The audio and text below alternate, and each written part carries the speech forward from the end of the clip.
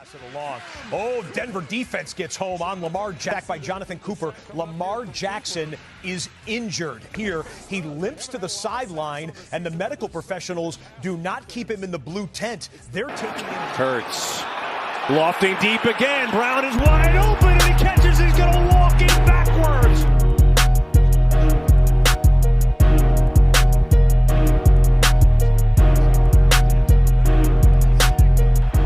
I never thought I'd say it's one-sided. I think one against the Chiefs, but right now Cincinnati has their number. There's a chance we'll be seeing this again.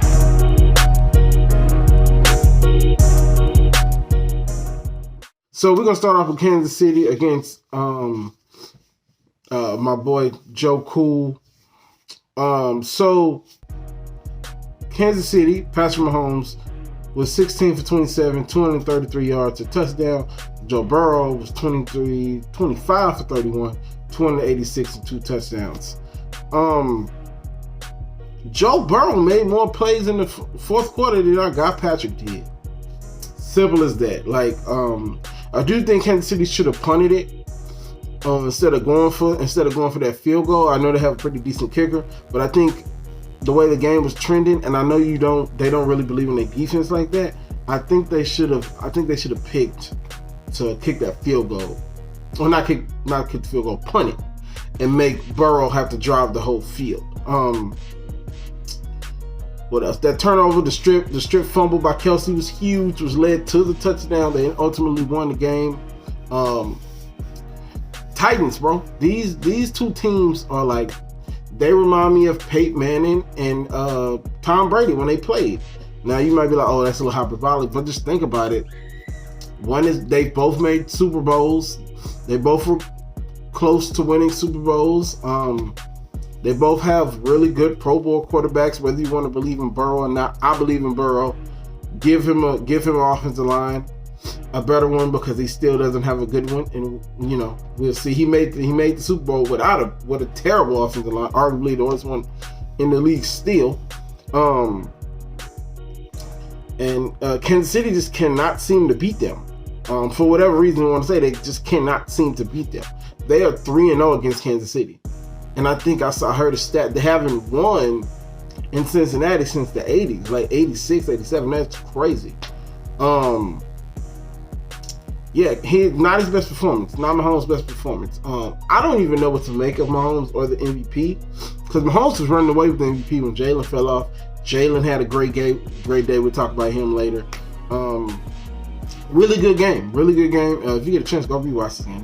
This is a great game. Kansas City just cannot seem to beat Joe Burrow. I'm not sure as to why. And I remember talking to somebody, and actually it was on a channel somewhere. I can't remember where it is, but he was like, why do you believe in Cincinnati? I was like, I believe that Joe Burrow and them are going to get it together. That's why I always felt that Cincinnati was a threat to Baltimore, which, moving on to Baltimore, Tyler Huntley was 27 for 32, 187 yards, and an interception. Lamar didn't even really play. He was 3 for 111 yards. And I'll show the play. He's suspect got hurt on. Lamar was in the pocket, and as he was trying to, run through his progressions, he got hit. It didn't really look like he, got hurt like that, but knee injury. He was out for the rest of the game. He was questionable, and then he was out. That might have been the last time we see Lamar in a Baltimore Ravens uniform. That's hyperbolic as hell, but that might be one of the last times we see Lamar in a Baltimore Ravens uniform. If you're Lamar, I don't know if y'all hear that, but they vacuum upstairs. They pick 901 to vacuum upstairs. That might sound a little hyperbolic, but that might be the last time we see him in a Baltimore uniform, just based off the contract. You look at what Jalen did this week. Look around the league. You even look at what Geno did, which we're going to talk about Geno later as well. These guys have receivers that they can rely on. Other than Andrews, who's Lamar relying on? It's between Greg Roman and this defense being inept at most times. They played well yesterday, but this team should be firmly in first place in the firmly in first place in the division and firmly in first place in the AFC. 4 games you lose because the defense don't know what's doing. Now, granted, Lamar didn't play very well in those second halves either. But when you build up a lead like that, you shouldn't have to worry about having to play well in the rest of the game. You should be able to play field position and not have to worry about having to score a game-winning drive. It was rough. I don't want to see Lamar leave Baltimore because I think Lamar embodies what Baltimore is. The Jets could possibly be an option. Miami's not an option anymore. Obviously, Cleveland has Deshaun, which we'll talk about Deshaun later as well. I don't know where he could go. 49ers. I might make it. Let me know if you guys want me to make a video about Lamar possibly going to the 49ers, because I think the 49ers would be an excellent spot for him. So, moving on to the other side, the other offense on the other side, Russell Wilson was Russell Wilson. 17-22, 189 yards. Not much offense as expected. They're terrible. Moving on. So, Deshaun was 12 for 22, 131 yards and an interception. And the interception was a bad throw. It was a bad throw. I guess he didn't see the guy. I'm not sure if that was a linebacker or safety. He just didn't see him, and he threw it right to him. And Deshaun has always been somewhat of a gunslinger anyway, so that's not really a surprise. I'm not going to I was going to slightly talk about what happened outside of this game. I'll put it on the screen, but I'm not going to talk about it. So that's I'm going to leave the link to the ESPN report and everything at the bottom as well. But yeah, so that's that. The 3 turnovers, a safety, a fumble, and an interception. A better team would have blown Cleveland out, but they were playing Houston, so Houston is terrible. They didn't score an offensive touchdown. Now, Deshaun's rusty, so I think he'll bounce back. I think they play Pittsburgh next week. I'm not sure who they play next week, but I know they play Baltimore at one point and Pittsburgh at one point within these next couple weeks. He looks rusty. He ain't played in 2 years. He's going to look rusty. I expect Deshaun to be Deshaun towards the end of the year, because they're going to let Deshaun play the rest of the season out as much as he wants to. So let me tell you how they ended up scoring, because you might be like, they didn't score offensive touchdown. They scored 27 points. A punt return, a fumble recovery for a touchdown, and a pick 6 off a screen for a touchdown. 21 points, and then the field goes at the offensive half. That's how they were. Weird enough, right? So that's pretty much all I got for them. I'm looking forward to seeing Deshaun play and, progressing and getting better every week. Welcome back, Deshaun. So Justin Fields, moving on to Justin, was 20 for 25, 254 yards, 2 interceptions. One of those interceptions was really, really bad. He rushed for 71 yards in a crazy run for a touchdown. I'm gonna show you guys the touchdown if I didn't put it at the beginning. The Bears were up 17-3, and now you think, that this game should be over, but you got to remember that Aaron Rodgers is on the other side. And the 2 biggest plays in this game was the touchdown at the end of the half. That was huge. And the interception in the 4th by Justin. I think those were the 2 biggest plays of the game, because both of those ended up leading to touchdowns, which ultimately lost you the game. Because if those don't happen, you're still battling, because they only scored 3 points after this. I think their final score was 19-28. I think that was the final score. So I think the game is a lot closer. I think the game is closer if they don't give up a touchdown at the half, and if at the very least they get a field goal on that second drive. Now, I don't think they would have won, but you're in the game. You're in the game, probably firmly in control of the game, if you don't give up the touchdown at the half. I think that was the bigger thing that a lot of people are going to gloss over, because you're up 17-3, 6 minutes to go, and then you give up that. So, but they're learning how to win. They're still learning how to win. Their season is officially over now. I'm still going to talk about them because they're exciting.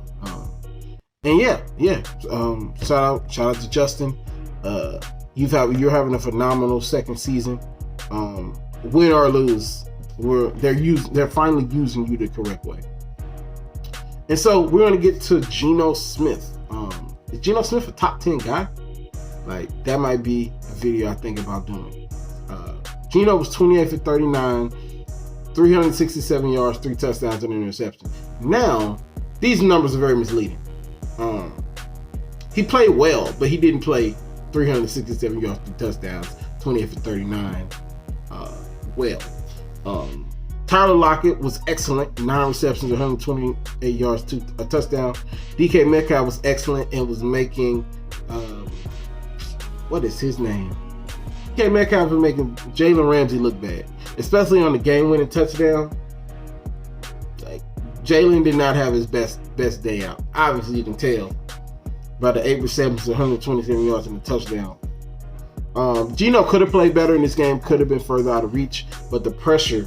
But between Bobby Wagner being everywhere, when I say Bobby Wagner was everywhere, between Bobby Wagner being everywhere and the pressure that was getting to Seattle, they ended up having 4 sacks, but it felt like more sacks because there was a lot of pressures.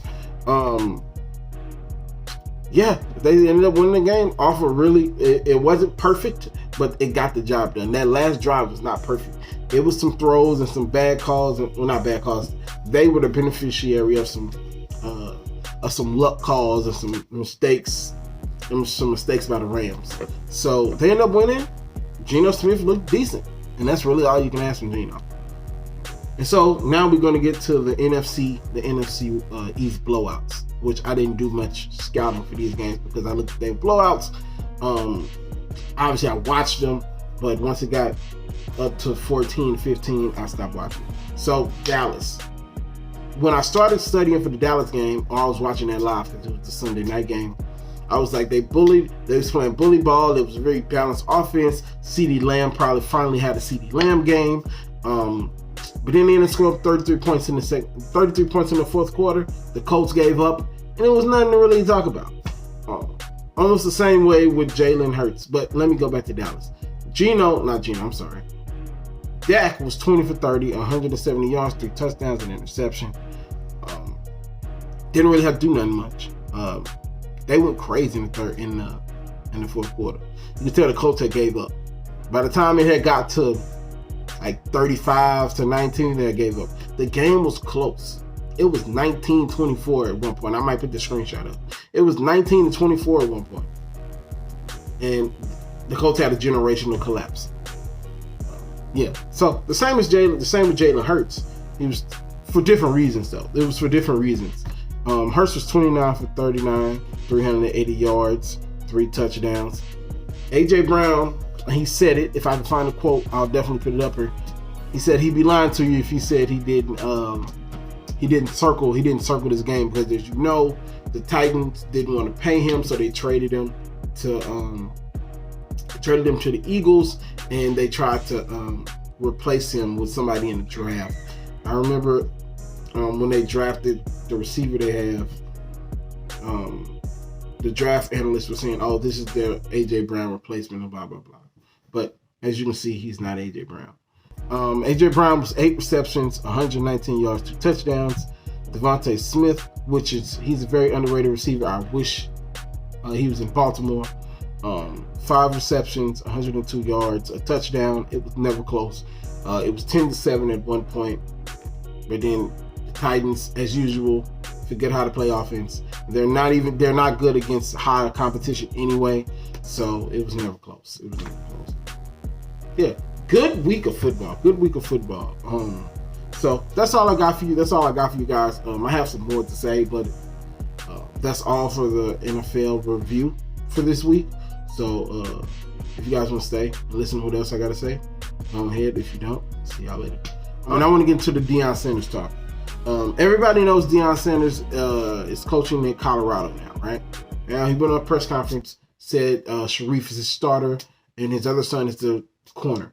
I don't think that was a good idea. You put a target on your son's backs. Now, I knew they were going to go with him, though, so that's not surprising. You take care of your sons. I'm not mad at that. You don't go to an HBCU and act like you're their savior and then leave and act like people are not supposed to be upset about that. I'm all for a black man getting a better opportunity. That's why I made this channel. I'm all for a black man getting a better opportunity. I'm all for him, setting his family up to be better. I'm all for helping the kids, blah, blah, blah. I'm all for that 100%, right? But what I don't like is when people are fake and chase the bag and act like it's not about chasing the bag and blame God. And that's what Dion did. Dion on his thing was like, well, God this, God that. You either elevate or you get fired. You just won the SWAC championship.